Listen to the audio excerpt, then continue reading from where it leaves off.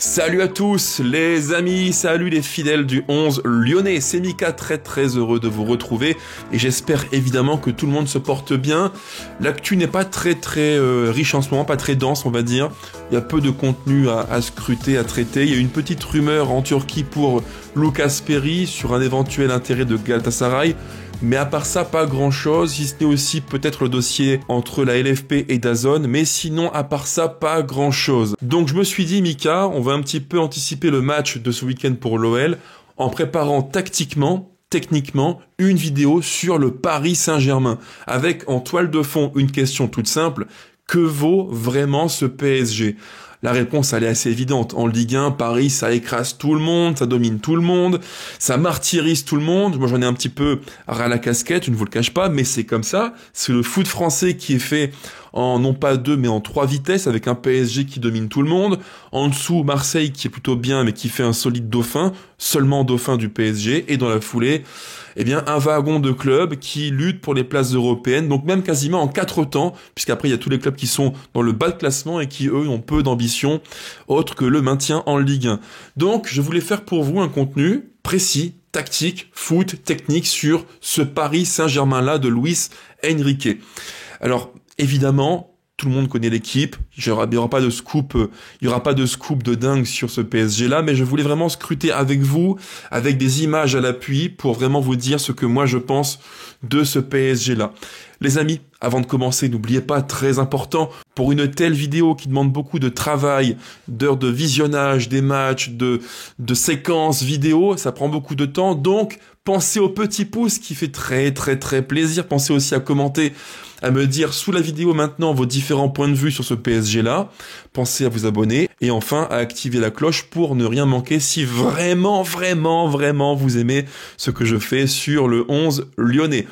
Et on commence par le thème numéro 1, une question de fond, un vrai débat qui plante le décor. Est-ce que ce match contre le PSG est vraiment un match de gala ?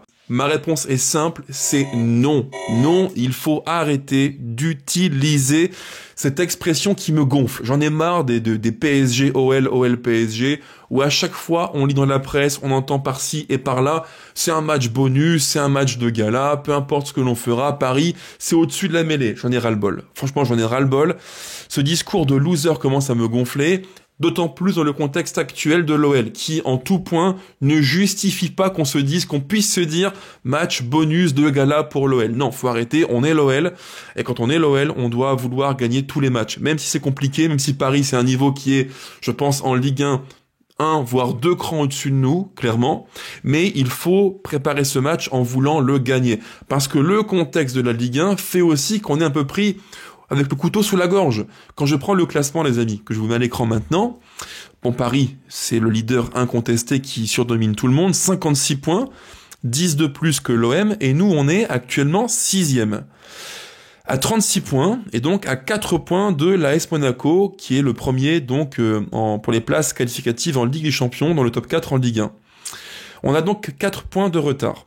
4 points de retard, ça veut donc dire que si ce week-end, on perd contre Paris, on va peut-être être à 5, 6 ou 7 points du 4e, selon ce que fera Monaco pour le match de ce week-end. Et forcément, quand tu prends le constat purement comptable, tu ne peux pas dire que c'est un match bonus. C'est impossible. À mon sens, il faut au moins faire un nul ce week-end. Un nul, ce serait un score plutôt positif, parce que tu pourrais continuer la bonne série de matchs en termes comptables après Reims et Montpellier, où on met des buts, on marque beaucoup de buts, 8 buts en 2 matchs, c'est pas mal, et là, c'est un match qui arrive, pour moi en tout cas, à point nommé. Il te faut ce foutu match référence en Ligue 1 contre un gros. Et là, l'occasion est belle. Après tout, qu'est-ce qu'on a comme pression ? Il n'y a pas de pression. Paris, c'est l'ultra archi favori. Nous, on est l'équipe qui, veut jouer l'Europe, c'est vrai, a des ambitions européennes, c'est vrai, le top 4 en Ligue 1, bien sûr, mais si tu prends le coup d'envoi du match, il n'y a pas débat. Entre eux et nous, il y a 2 mondes d'écart. Donc il n'y a pas de pression. Et ce match-là, il faut qu'on retire de nos têtes l'idée qu'il serait un match de gala. Un match où, en gros, on vient, on enfile le maillot, peu importe ce que l'on fera, il n'y aura pas d'incidence. Non, c'est faux. C'est faux, c'est archi faux, et ça vraiment, j'insiste qu'on arrête avec cette expression de merde consistant à dire match bonus, match gala. Ce match-là, si on le bazarde comme on le fait trop souvent contre le PSG en Ligue 1, en prenant au coup d'envoi un but, puis deux, et après c'est terminé, fermer les rideaux, fin du match, non. On a besoin d'un match comme celui-ci où on va contre une équipe de top niveau à l'échelle de la Ligue 1, montrer qu'on peut rivaliser et surtout, j'insiste, jouer avec nos armes. Jouer avec nos armes. Parce que trop souvent, qu'est-ce qu'on fait? Soit on aborde le match un petit peu naïvement, la fleur au fusil, et là c'est sanction directe, boum, 1-0, 2-0, terminé, partez chez vous, fin du match, et 0 points dans la besace. Bon, souvent ça se produit. Et il y a aussi l'excès inverse qu'on a vu récemment, notamment sous Pierre Sage, c'était l'un de mes grands points de critique envers le coach Pierre Sage contre le PSG, des matchs où on est venu avec trop peu d'intention, où on s'est renié, quoi. On a renié ce que l'on est, à savoir une équipe qui a de bons joueurs de foot, et des joueurs qui peuvent quand même si Paris c'est là et nous on est là, on peut malgré tout poser quelques problèmes à ce PSG-là. Parce que quand même si Paris est là et que nous on est là, avec du Cherki, Lacazette, Fofana, Mikotadze, Nuama, Tolisso, il y a la place, quoi. Il y a moyen pour créer, voilà, si ce n'est pas gagné, au moins créer 2-3 occasions chaudes contre Paris. Il y a la place. En plus, à la maison, quoi. En plus, franchement, moi, ce discours de loser consistant à dire match bonus, on s'en fout. Non. D'autant plus que ce week-end, je mets à l'écran les matchs qui vont se produire, qui vont se dérouler. Rennes recevra Reims. Lille-Monaco, un match très important qu'il faudra scruter attentivement pour les places européennes là encore. Marseille ira à la GIA défier Auxerre, match pas évident, je pense, parce que la GIA, équipe un petit peu à mon goût sous-cotée, avec de bons joueurs, Ahmed Traoré, Sinayoko, Gaëtan Perrin qui a progressé de fou depuis qu'il est à la GIA. Attention, il y a 2-3 beaux matchs qui me font croire que si on fait un match contre Paris sérieux où on prend ne serait-ce qu'un point, ça peut être pour nous le match déclencheur d'une bonne série. Il y a aussi un Strasbourg-Brest que j'ai oublié, un match intéressant, avec un Strasbourg, je l'avais dit il y a maintenant 1 mois et demi, Strasbourg qui avance masqué. Pour moi, Strasbourg, c'est l'outsider, le challenger pour les places européennes. Attention, ils reviennent fort, très très fort sur nous. Il y aura aussi un Nantes-Lens qui peut peut-être se relancer pour les places européennes. Bref, attention, on est sur un week-end de Ligue 1 qui peut être soit positif si on parvient à faire un bon match sérieux et on prend au moins un point, et si en face Lille-Monaco se neutralise, Lens, Nantes, idem, Strasbourg-Brest pareil, ça peut bien se goupiller pour nous, mais si jamais on perd avec un match comme maintenant on les connaît depuis des mois et des mois contre Paris, avec une branlée qui va nous mettre un grand coup de marteau sur le casque, ça peut vite mal se goupiller aussi. Donc pour moi, pas de match bonus, pas du tout, d'autant plus que j'en parlerai juste après, précisément d'un point de vue tactique, mais ce PSG-là n'est pas non plus imbattable. Alors en Ligue 1, oui, ils sont invaincus, c'est vrai, bien sûr, parce que là, on va affronter une équipe qui, en Ligue 1, domine à tous les niveaux. Offensivement, défensivement, meilleure attaque de Ligue 1, meilleure défense de Ligue 1. Donc dans tous les registres, ils sont les meilleurs, devant les meilleurs, dans le cœur du jeu, leur gros point fort, la maîtrise, l'emprise technique sur les matchs, et défensivement, ça reste relativement solide. Maintenant, en termes de stats avancées, petit focus sur ce PSG-là, avec 59 buts marqués, soit 9 de plus que Marseille qui est deuxième avec 50 buts. Paris, c'est aussi la meilleure défense de Ligue 1 avec 20 buts encaissés devant Lille avec 22 buts encaissés et Lens 22 buts encaissés également. Donc, meilleure attaque de Ligue 1, meilleure défense de Ligue 1, évidemment, solide, leader incontesté qui surdomine la Ligue 1. En termes de stats avancées, en termes d'expected goals, donc les buts attendus pour le PSG, autrement dit les buts que Paris aurait dû marquer. Paris aurait dû marquer 67,81 buts, donc schématiquement 68 buts, pour seulement 59 buts marqués. Donc Paris a sous-performé offensivement d'environ 9 buts. Ce qui veut donc dire que ce PSG-là, offensivement, peut encore mieux faire. Peut encore mieux faire en termes de performance offensive. Défensivement, ce PSG-là, par contre, a surperformé. Ils nous ont encaissé 20 buts et auraient dû en encaisser 23,58. Donc un écart de 3,58 buts. Donc ce PSG-là est une équipe qui est portée vers l'avant résolument, qui marque beaucoup de buts. Si on fait une moyenne pondérée, en 22 matchs, 59 buts marqués, ce qui fait à peu près, si mes calculs sont bons, 2,8 buts par match. Nous, côté OL, on est dans mon souvenir à 1,8 buts par match. Donc Paris met en moyenne un but de plus que nous par match. Donc offensivement, il n'y a pas débat. C'est l'équipe qui est la plus forte de Ligue 1, très nettement. Et défensivement, ce PSG-là, sous Enrique, a trouvé un équilibre qui fait que entre l'attaque et la défense, eh bien tout le monde défend, tout le monde contribue aux tâches défensives. Donc voilà, sans forcément vous effrayer, c'est le bilan statistique du PSG qui me fait croire que non, on ne peut pas jouer un match de gala contre Paris. Il faut être à fond et montrer qu'on peut peut-être sur un match, au moins un match, jouer avec nos armes et poser quelques problèmes à ce PSG-là. Parce que oui, c'est mon second thème de la vidéo, Paris a des points forts extrêmement forts. C'est vrai. J'en parlerai après en détail. Mais ce PSG-là a aussi quelques petites lacunes que j'ai identifiées. Alors vous me connaissez les gones, j'aime beaucoup le travail soigné, précis, méticuleux. Et donc qu'est-ce que j'ai fait ? Eh bien je me suis refait, j'ai reconsommé les derniers matchs du Paris Saint-Germain. En ciblant particulièrement 3 matchs qui me paraissaient pertinent d'un point de vue contexte et aussi par rapport à l'histoire du match. Parce que Paris jouera chez nous, donc à l'extérieur, et je pense qu'on a plus d'arguments que certaines équipes qui affrontaient Paris récemment, que plus que Toulouse et plus que Lens. Donc qu'est-ce que j'ai fait ? J'ai repris les matchs contre Toulouse à Toulouse, contre Lens à Bollaert, et le match contre City, au cours duquel City, avec des arguments plus forts que Lens et Toulouse, a posé quelques vrais soucis au PSG. Et le constat est simple. D'abord, c'est mon axe numéro 1. Ce PSG-là est une équipe liquide. Alors, que veut dire liquide ? J'en parle souvent en vidéo. Les schémas liquides, les coachs qui aiment les schémas liquides ont des principes de jeu qui font évoluer avec et sans ballon l'équipe. Et en l'occurrence, Paris débute quasiment tout le temps en 4-3-3. Maintenant, avec ballon, ce PSG est une équipe qui bouge énormément. C'est pas du tout un 4-3-3, on est plus sur un 3-4-2-1, avec dans le cœur du jeu, grosso modo, un carré.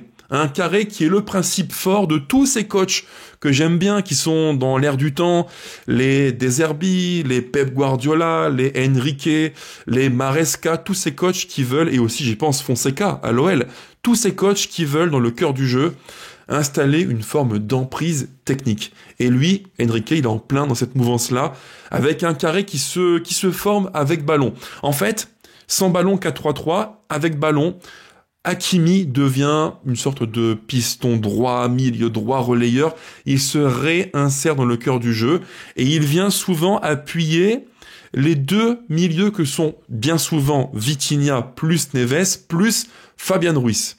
C'est en gros l'idée, ce qui se produit sous Enrique. Donc littéralement un carré qui se forme avec 4 joueurs qui vont être proches les uns des autres. Avec en toile de fond une idée facile à comprendre. Quand tu as un carré dans le cœur du jeu, tu as forcément un surnombre. Parce qu'en fait, Paris a fait un constat qui est simple. En Ligue 1 et en Europe, tu affrontes souvent, grosso modo, 2 types de schémas.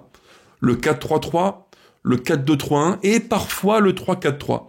Toulouse, Lens, 3-4-3. Quand tu as un carré de 4 joueurs, Hakimi, Ruiz, Neves plus Vitinha, tu es systématiquement en surnombre. Tu es dans un rapport en 4 contre 3. En 4-2-3-1, tu as les 2 du pivot double et le numéro 10, et en 4-3-3, tu as la pointe basse et 2 relayeurs. Ce qui fait que Paris est tout le temps systématiquement en surnombre technique dans le cœur du jeu. Et ça, c'est une différence qui est folle, parce qu'ils arrivent à imprimer un style, une emprise, un rythme au match. Et c'est le point fort de ce PSG-là. Et derrière, tu as une défense qui se forme à 3, avec bien souvent 3 gauchers, ça arrive souvent, avec axe gauche Lucas Hernandez, axe central Pacho, et axe droit ou Beraldo ou Marquinhos, selon les choix que fait Enrique.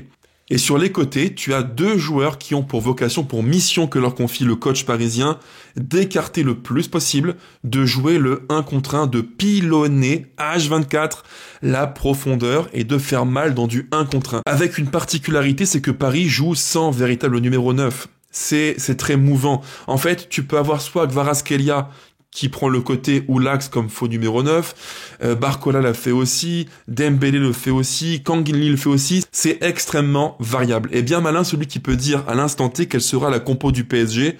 Moi les gars, je vous le dis, j'en suis strictement incapable. Entre Toulouse, Lens, City, Monaco que j'ai vu aussi le match d'il y a maintenant un mois, on n'a jamais vu les mêmes compos du PSG. Ça bouge tout le temps. Ce qui fait qu'au cours du match, Kvaratskhelia peut jouer attaquant gauche, faux numéro 9, jouer à droite. Barcola peut être faux numéro 9, jouer à droite ou à gauche. Kang In-lee peut être faux numéro 9 ou jouer à droite. Bref, ça change tout le temps. Et Désiré Doué peut jouer à gauche, à droite, faux numéro 9 ou milieu offensif. C'est illisible. C'est franchement illisible. En fait, Paris, sous Enrique a donné au PSG une structure.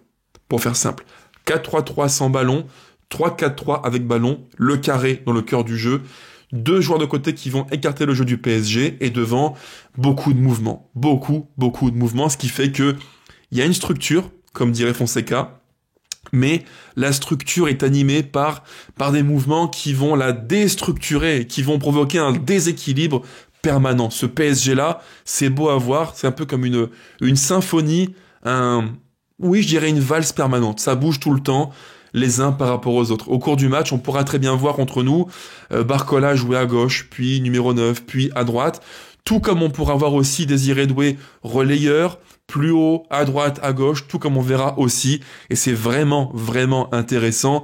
Un Zahir Emery, piston, dans le cœur du jeu, Hakimi, latéral droit, puis piston, puis relayeur, bref, ça bouge dans tous les sens. Et ça rend ce PSG-là, franchement, imprévisible. Ça, c'est l'animation du PSG. Maintenant, passons aux points forts qui font très peur. Les énormes points forts du PSG qui me font peur quand je les vois jouer, évidemment, parce qu'en Ligue 1, il y a un écart entre eux et nous qui est énorme, mais surtout en termes de profil de joueurs qu'ils ont sous la main, ils ont tous les arguments pour nous faire très mal. Nous qui sommes relativement peu mobiles dans le cœur du jeu, nous qui sommes pas très bons en transition attaque-défense, ce PSG-là a tout pour nous tuer. Sans chercher à vous effrayer les gones, loin de là, mais ce PSG-là a sous le coude tous les arguments pour nous tuer. Bloc haut, ils peuvent te tuer. Bloc bas, ils peuvent te tuer. En fait, peu importe ce que tu feras contre eux, si tu veux jouer en bloc résolument bas, comme Toulouse l'a fait durant, je dirais, une mi-temps, tu peux te faire tuer, parce que là, t'as un temps de possession qui va te faire mal, ils vont te bouger gauche, droite, dans l'axe, incursion de Neves, de Vitinha, de Ruiz, Barcola qui va dézonner, bref, tu vas être secoué si tu veux jouer en bloc bas. Donc il faut être extrêmement solide, très rigoureux, et jusqu'à preuve du contraire, on l'a très peu montré en Ligue 1 et en Europa League. On n'est pas une équipe résultatiste, pragmatique, on n'arrive pas à le faire. Donc là, pour moi, c'est compliqué. Et si jamais tu veux jouer en bloc plus haut, si tu te dis, bon voilà, on y croit, Paris n'est pas dans un grand jour, on veut jouer un peu plus haut, monter le curseur, monter le bloc, et bien là, boum, sanction. Sanction, punition. Parce qu'en transition, c'est là où, pour moi, le PSG est le plus fort. Ils te font mal, mais extrêmement mal. Ça va trop vite, ça va beaucoup trop vite. Pour moi, en transition, c'est là où le PSG est le plus fort. Ça va trop vite. J'ai revu les matchs de Lens, Toulouse, City, Monaco récemment, à chaque fois la même histoire. Il y a des moments où tu te dis, ça ronronne, Paris ça joue propre, techniquement c'est bien, mais il y a la place, tu commences à y croire. Et quand tu commences à y croire, c'était le cas de Lens qui met le 1-0, il y a aussi eu un but que Lens a mis refusé pour hors-jeu, quand tu commences à y croire, boum, tu te découvres et là, bam, punition, sanction. Parce que Dembélé, parce que Barcola, contre Toulouse, je mettrai à l'écran un screen qui le montre bien, contre Toulouse, il y a eu tellement de phases de jeu où sur une action assez directe, verticale, Désiré Doué pour Barcola, dans le cœur du jeu, un milieu parisien qui touche très vite devant, que ce soit Kvaratskhelia, Dembélé, Barcola, qui tu veux, ça va trop vite et en transition, t'es mort. T'es littéralement mort. Ce PSG-là te tue en bloc bas parce que techniquement, Neves, Vitinha, Ruiz t'impose des temps de possession qui sont extrêmement longs. Les Gones, contre Toulouse, en fin de match, j'ai cru revoir le match du 25 mai 2024, Coupe de France finale au stade Pierre-Mauroy entre le PSG et l'OL. J'ai revu la même séquence de jeu. Contre Toulouse, entre la 82e et la 86e, Paris impose à Toulouse, à l'extérieur, un temps de possession qui dure 4 minutes 30. C'était franchement, au replay, c'était interminable. Avec gauche, droite, projection, je reviens, temporisation, je décale. C'est trop fort. Donc, bloc bas, il te tue. Et quand tu veux jouer un peu plus haut, il te tue aussi parce que devant, ça va trop vite. C'est des TGV. Ça va trop vite. Ce qui veut donc dire que, sans vous effrayer, les amis, c'est pas le but de la vidéo. Pour battre ce PSG-là, pour moi, il faut remplir 2 ou 3 conditions.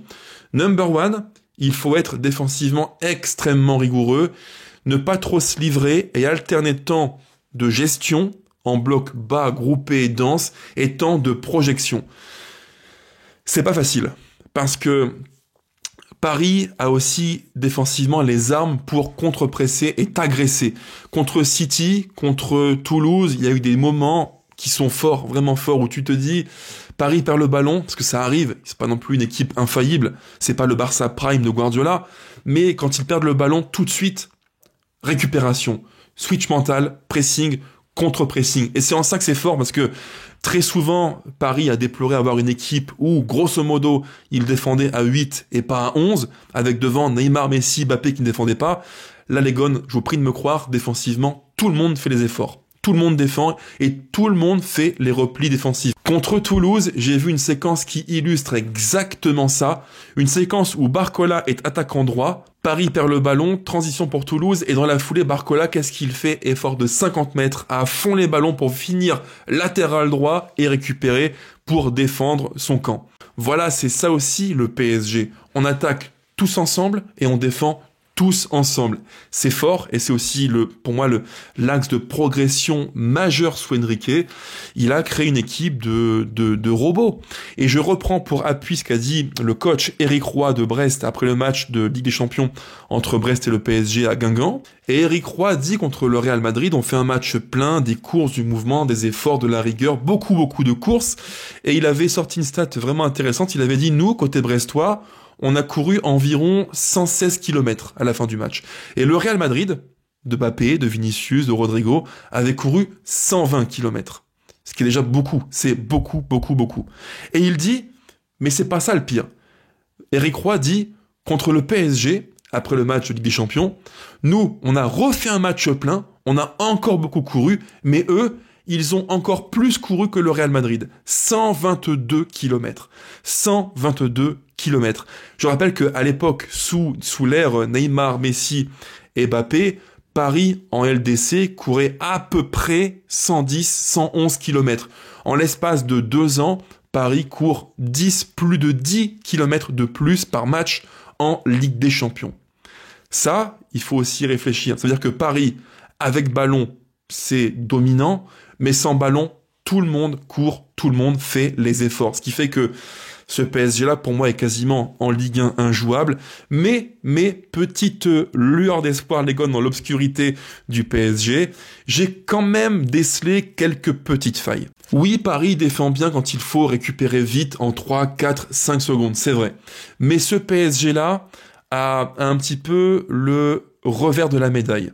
C'est une équipe qui est protagoniste, qui joue haut dans le camp adverse avec une forme d'emprise technique sur le match.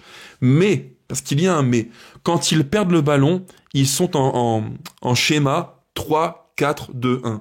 Avec derrière, Lucas Hernandez, bien souvent, Pacho, plus Marquinhos Beraldo. Et entre les 3 centraux, qui sont là pour faire un petit peu la caution sécurité défensive, et l'équipe qui est devant, bien souvent, il y a de l'espace. Et quand le PSG perd le ballon, bien souvent, il y a la place sur du jeu plus direct, plus vertical pour leur faire mal.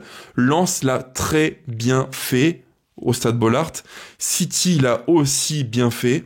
Et Toulouse, par moment, l'a aussi bien fait, mais il leur manquait ce petit grain de talent en plus qu'ils n'ont pas. Le match contre Lens à Bollaert, pour moi, il est très révélateur. Ce match-là, Paris ne sort pas un gros match. Voilà, ils sont à Bollaert, à l'extérieur, mais c'est pas un gros match du Paris Saint-Germain.